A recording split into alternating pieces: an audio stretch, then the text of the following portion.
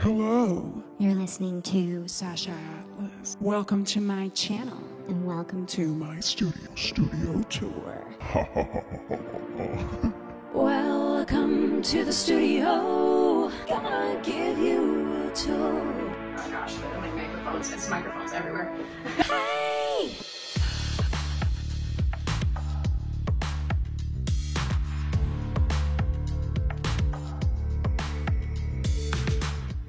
Alright, anyway, that was pretty fun. Hey guys, welcome back to my channel. I'm making this video based on what you guys requested on Instagram. I put out a poll and was like, what should I make a video about? And you guys seem to want to get a studio tour, so welcome to the studio, otherwise known as my closet.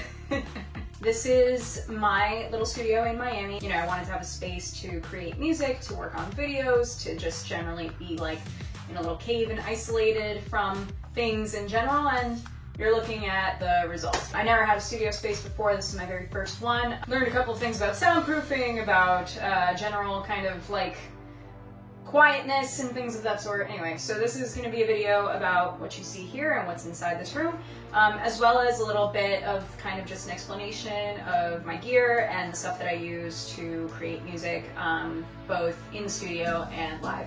Hey guys, this is me for when I'm actually editing this video. Check it out. I initially was going to do a complete tour of my entire studio setup, including like the keyboards and the DJ controllers and all that stuff. It was going to be like 40 minutes long if I included the whole thing. So this video is just going to be a tour of like the vocal piece of what I do. So my microphones, my vocal booth, the acoustics of this room, etc. Hope you guys enjoy it, and if you did enjoy it, we will do a part 2 to this where I will continue talking about the rest of the stuff that I use. And as always, please like and subscribe. Anyway, here's the video.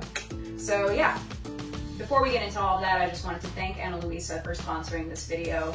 This is my second time working with Ana Luisa, and Ana Luisa just keeps impressing me. The jewelry that they sent me last time has been honestly like a hit. Not only has it been extremely comfortable and like very high quality, it feels like very secure. All of the locks, all of the clasps are on, and you know, you guys know I do a lot of sports and never feel like I'm gonna lose it. I often wear it to the beach. You know, I go to the beach a lot in Miami and I want to look cute. Jewelry is also water resistant, sweat resistant, tarnish proof, so I always feel good about it. I frankly have been buying a lot of Ana Luisa stuff for my friends as gifts because I'm just really into this brand. I think their designs are beautiful. They're all really unique and interesting. For example, this time they sent me some, you know, stuff I'm wearing right now, which I think is just really cute and really interesting. This ring, it's like a snake, it's all gold plated. This feels like a piece, you know? It doesn't feel like something cheap. It's truly very nice.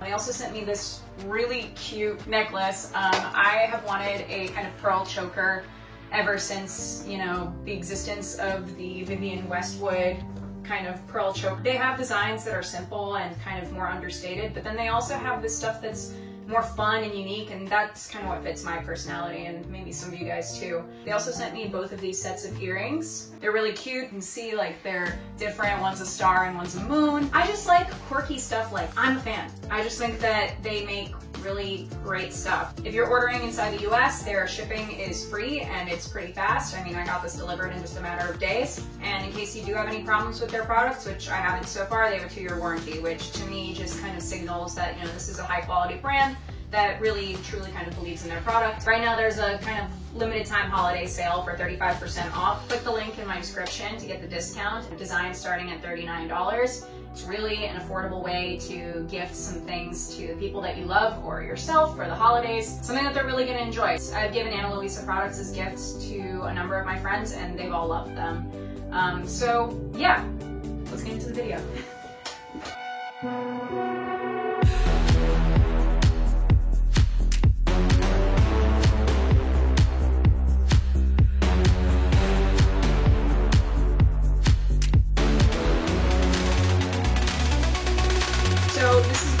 This is a walk-in closet in my apartment in Miami, but it's very much my favorite room ever. Basically what we did is we took everything out of it and we put some magic eraser on the walls to get rid of all the scuffs that were here, and yeah, that's it. I don't have any like super great soundproofing in here yet. If I need soundproofing, what I actually end up doing is, you see these beams up here? I don't know if you guys can see these in the frame.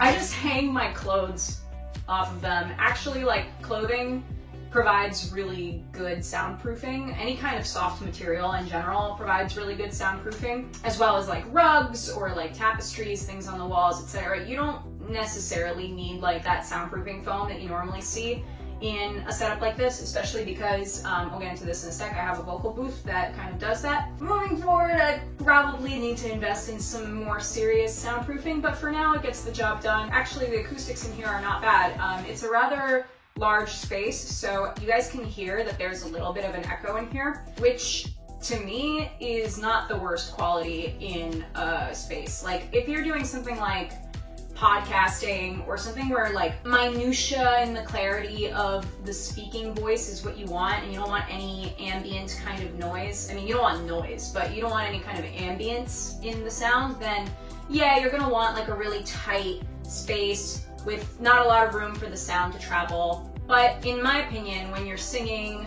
or when you're playing an instrument for recording, you actually want there to be a little bit of space. You want to hear the resonance a little bit of the instrument or of your voice when you're recording, because it gives a little more life to the sound, in my opinion. If I really wanted to get like a really closed sound when I was recording, there's various ways that I can achieve that in the vocal booth or like by putting a blanket on top of me. I like the sort of spaciousness of this room. I think it's a good size. It's not too big. There is some resonance, there is some ambience, but it's not too much. It's just a good balance. So frankly, I haven't put a ton of soundproofing in here because I don't really feel like I want it. I want you to hear the air. I want you to hear the space in the recording. You know, you guys know I'm primarily a vocalist, so that's kind of like what I specialize in and what I do mostly. Vocal quality means a lot to me, and like the sound quality for the vocals mean a lot to me. So if I decide to change the direction that I go in with my voice, then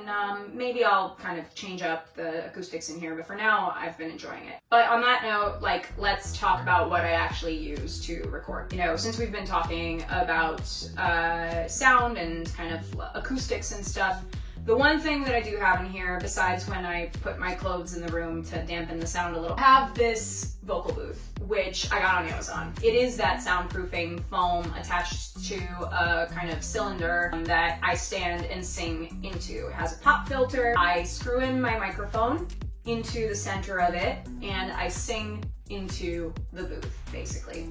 I have a few microphones. For the longest time when I would record demos, I would use this Telefunken dynamic microphone, which is really designed for live performance, but it has really good sound. There's different kinds of microphones. When you're recording vocals, you don't typically use a dynamic microphone like this, like a handheld. You use something called a condenser microphone. It's the kind that you like screw in and is cylindrical. I still use this for live performances, and we'll get into that, but I use this for the longest time. But recently, I don't know why I'm talking into this, it's not connected to anything. But recently, I have invested in something a little bit more beefy. For a while, I also had this Powerhouse, which is a pretty industry standard one, this Rodeo M2. This is a condenser microphone, as you guys can see. They're pretty different. This one's like you sing like ah, and this one you screw into the booth and it stands stationary and you sing into it. Actually, you would sing into on this side. So for the longest time I had this was a hand-me-down, and frankly it doesn't work very well because I think it's been dropped a couple of times. Not by me, of course, but I don't know. It's just, I got it from my brother and it's like 20 years old. I'm pretty sure we can fix it. Since I invested in my at-home setup a little bit more, I wanted to treat myself to something really good. And frankly, if I'm going to be doing studio vocals for real at home, I needed something a little bit more professional, higher quality. And that's where, and there's nothing inside. There's nothing inside because it's currently being used, actually. I was recording a number of things in the last couple of weeks that I'm hoping to release in 2024. I'm very excited. Here's what you would have seen. Look at this beauty. Oh my god. It just feels so luxurious in my hands when I hold it. It's so heavy, and I love this like matte finish, and it's just, I love it. This is the Mojave Audio MA300 condenser microphone, and this is like next level. You know how like Billie Eilish, when you listen to Billie Eilish, you can hear all of the little like, as well as that like super breathiness and stuff. Like, this is what gets you there. I don't know if she uses this one specifically, but this one is just as good. This one's used. Pretty much all the microphones I own are used because like new microphones that are of this quality would be like $10,000 maybe. So this one was like $2,000, but it is such a worthwhile investment, and I'll tell you why.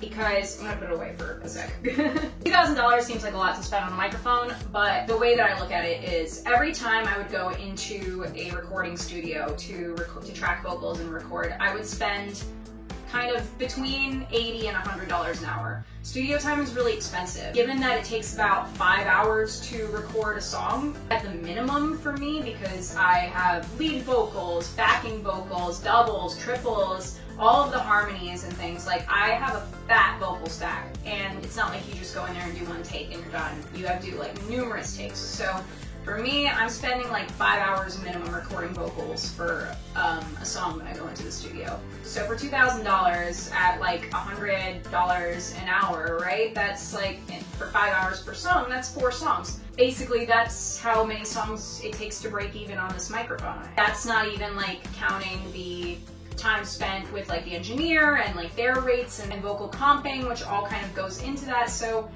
just a good investment to have. And now I have this in my studio and I can record vocals whenever I want. You know, studio days can be really stressful too, because like, you know that you have to like nail it when you go into the studio. I'm not Britney Spears. I can't like go into the studio whenever I want. It's not like it's on call. It's, you know, I have to be on my game when I go into the studio. But now that I brought the studio home, I can record whenever I want. If I'm having like an off day with my voice, this happened to me actually. I was recovering from COVID when I was planning to go track vocals, and it was really stressful, and I didn't think that I got the best recording that I could get. But now if I'm not feeling it, or if I am feeling it at like 3 in the morning and I just like, you know, I need to track vocals right now, I'm feeling it right now, I can just jump in here and I can get excellent quality. So to me, it makes a lot of sense to invest in high quality audio gear, and like, frankly, if you're pursuing music on any level beyond like just kind of a super hobbyist level, everyone knows as a musician, you just like end up wanting like better and better gear as you keep going. Okay, so that's the microphone section.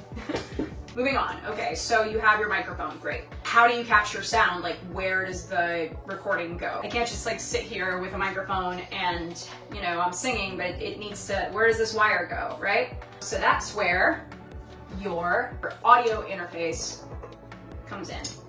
So I've had a number of different audio interfaces over the years. I still love the Scarlett Focusrite, the Focusrite Scarlett. This is the 4i4, I believe, but I also have the 2i2, which is like half the size of this one, and I like to travel with that one. I'm often on the go, and sometimes I will just have like an idea to record something and I'll want to get it down. But this is the one that I'm using in the studio right now.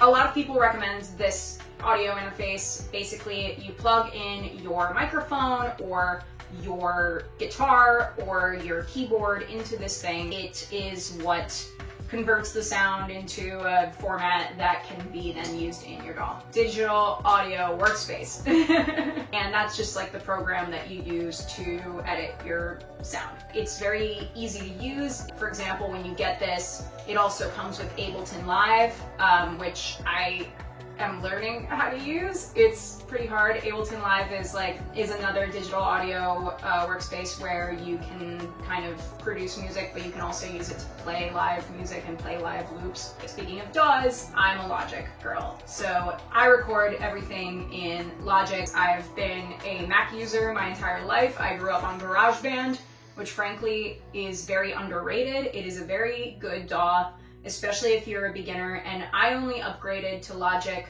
last year. It is kind of like GarageBand's big brother. They are extremely similar. If you know how to use GarageBand, you will pick up Logic like that, but it has a lot more optionality, and I'm only a beginner producer. I'm still learning a lot about how to use these programs. I'm mostly using them for comping vocals. Logic is excellent when it comes to comping vocals. So comping vocals meaning like I record some vocals and then I want to select the very best pieces and chop it up and create one piece that's really good. Logic is excellent for that. I would recommend it to singers. I've used like Pro Tools in the studio, and it's probably fine. That's what most of the time you use when you go into a studio to record vocals. They're more likely than not using Pro Tools, but I think Logic gets the job done really well. It's what Billie Eilish and Phineas use, so, you know, they kind of know what they're doing. You know, you can just record takes of vocals over and over, and it's so easy to like just splice the exact section that you want. If you have like one word or one syllable in one of the takes that you did, you can just like chop it in there really easy, very seamlessly. I use it all the time. Now that pretty much covers what I use in the studio to record vocals, but I wanted to talk a little bit about this very cool other toy that I have. That I mainly use this for live, but I do use it in the studio sometimes. This guy is my new favorite toy ever. This is a vocal processor, but it also acts as an interface. So I can plug a microphone into here and it'll go directly into my software program for recording. What it does is it, in real time, will process my vocals. That means like add effects, basically. And I can do that when I perform live. When you're in the studio and you're recording a song, usually all of the production on the voice, like what gives it that like echoey effect, or like that or any kind of distortion, or just makes it sound a certain way, that all happens in post-production. When you're singing live, you're kind of just stuck at one vocal setting.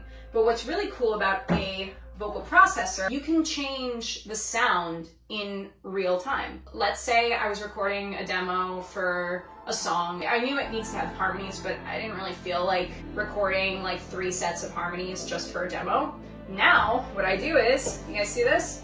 It says harmony. Press this button. Here, we'll turn it on. Ooh, pretty color. Press this button, harmony. I have a little slider that affects how much harmony it gives. I select the key that my song is in, and I can just track harmonies in real time. I would never do this for a final recording of a song, you know, like I would go in and I would record every harmony individually. Kind of doing a demo, it's really nice. And if I just want to play around with the way that like a vocal line sounds, this is like a really great way to improvise. But where it really shines is when I perform live, because I can't sing 3 harmonies at the same time, but with this thing, I can. Combined with my trusty Telefunken M80, I think. This gives such a beautiful sound live. If you guys click any of my videos, you guys will be able to see it. Although I haven't posted a video yet of me performing with this. I would plug this directly into the DJ mixer. I do like adding a lot of effects when I sing. I like having echoes, I like having harmonies, I like having distortion. It just adds another element of texture to the live performance. When I perform live, I use keyboard, I use the DJ mixer, and obviously voice. Traditionally as a singer, you know, you're singing, it all kind of sounds the same. That's really boring to me. I love now that I've found a way to add a lot more dimension. It really is a vocal synthesizer, and it's been really fun to explore. This is the Zoom V3. They have an upgraded version called the Zoom V6, which I frankly really want. It's on my wish list. I think I'm gonna get it next. Thank you again, Ana Luisa, for sponsoring this video. I absolutely love all the jewelry. Once again, click the link in my description for the discount. If you guys are watching this, I highly, highly, highly recommend this brand. Yeah.